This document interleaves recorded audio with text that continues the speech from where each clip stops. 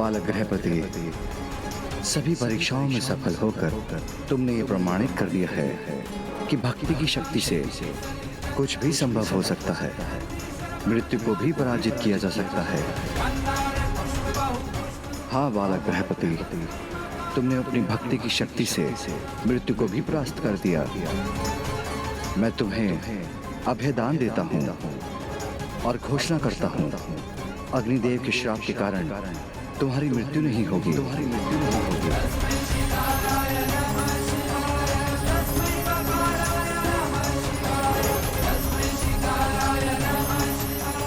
प्रभु महादेव ने स्वयं इस ऋषि पुत्र बालक को मेरे श्राप से मुक्त कर दिया।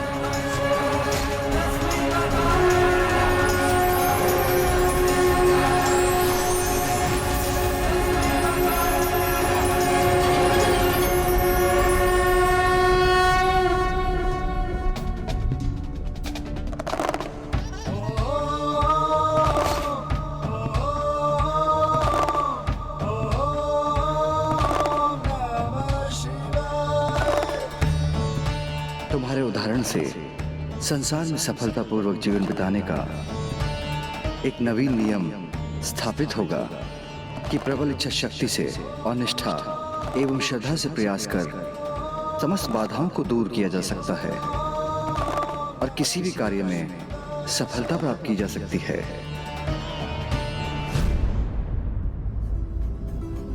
हे महादेव, आपने मेरे श्राप से इस बालक को तो मुक्त कर दिया, किंतु अब मेरी गति क्या होगी? क्योंकि अब ताप के स्थान पर मैं शीतलता का विस्तार कर रहा हूं। इस प्रकार तो मेरा अस्तित्व ही मिट गया प्रभु। ये तो मेरा अंत का ही सूचक है, किंतु मेरा ऐसा क्या दोष था जिससे मुझे इतना कठोर दंड प्राप्त हो रहा है? और बालक गृहपति के पिता का क्या दोष था अग्निदेव, जिसको आपने शापित किया? हे अग्निदेव, मेरा तो एकमात्र आशय था कि मैं उस बालक और ग्राम को अनिष्ट से सुरक्षित रख सकूं। इसलिए मैं अपना धर्म निभाकर पुण्य कर्म कर रहा था। एक निर्दोष निर्भीक शिशु की रक्षा करने का ही तो धर्म निभाया था उन्होंने।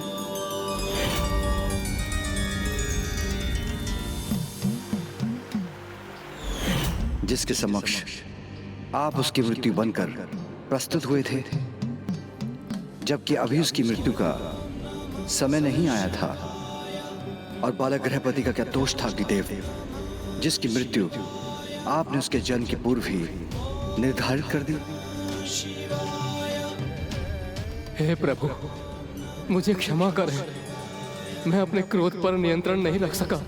नियंत्रण ही तो अनिवार्य है अग्निदेव, क्योंकि व्यवहार, शक्ति और जीवा पर जिसका नियंत्रण नहीं होता वह अनेकों भूल करता है और फिर उन्हीं भूलों के चक्र में उलझता चला जाता है। आपकी अग्नि के अनियंत्रण प्रकोप को नियंत्रण में लाने के लिए ही गृहपति का जन्म हुआ है। गृहपति के दृढ़ निश्चय और भक्ति की शक्ति के कारण ही अग्नि का ताप शीतलता में परिवर्तित हो गया। आप अपने स्वाभाविक व्यवहार को तभी प्राप्त कर सकेंगे जब आप अपनी अग्नि को नियंत्रण में रखेंगे,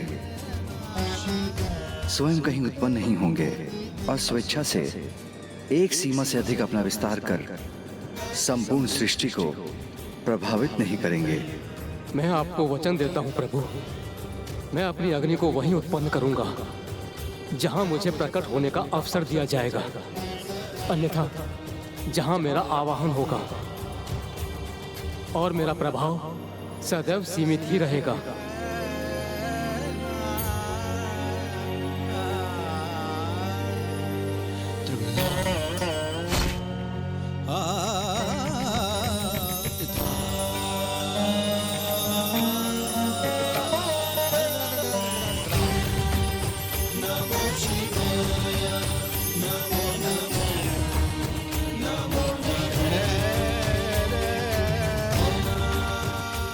प्रभु, आपका कोटि कोटि धन्यवाद प्रभु, आपका कोटि कोटि धन्यवाद।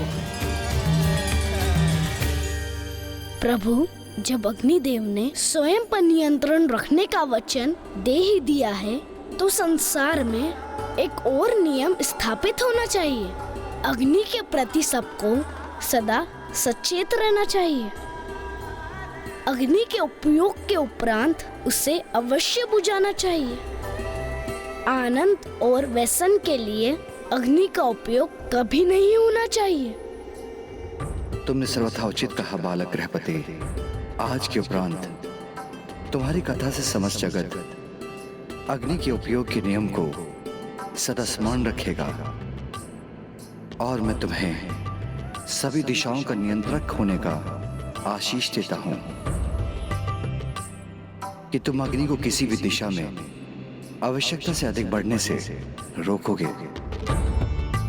और जिस पार्थिव शिवलिंग का तुमने निर्माण किया है वह अग्नेश्वर लिंग के नाम से प्रतिष्ठित है। अग्नेश्वर लिंग के नाम से प्रतिष्ठित है। वह अग्नेश्वर लिंग के नाम से प्रतिष्ठित है।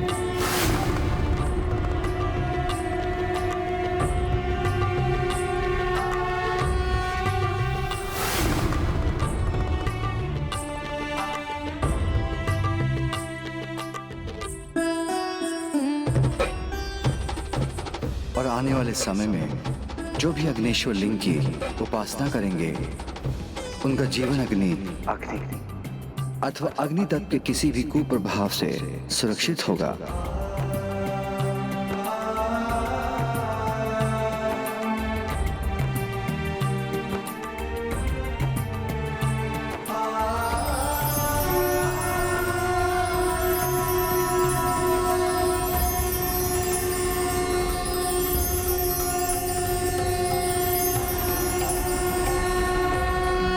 प्रभु गृहपति की जय। प्रभु गृहपति की जय। प्रभु गृहपति की जय।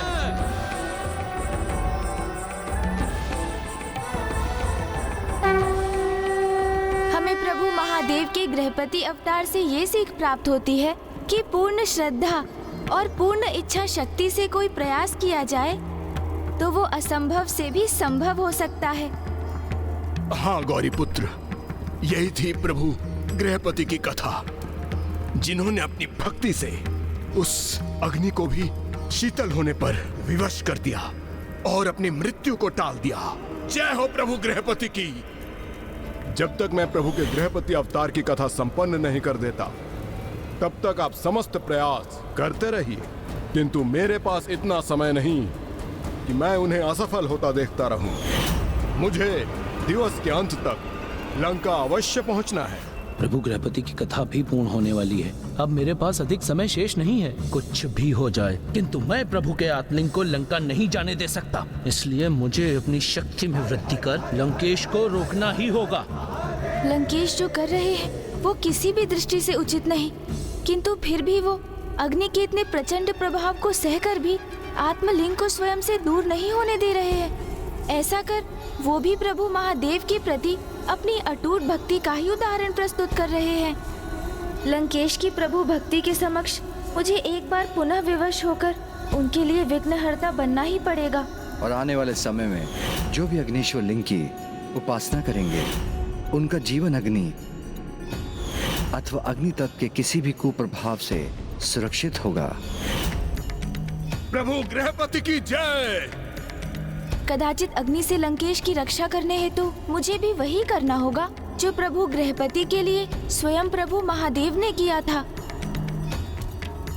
हे अग्निदेव, कृपया शीतल होकर लंकेश के कष्ट को क्षीण करें।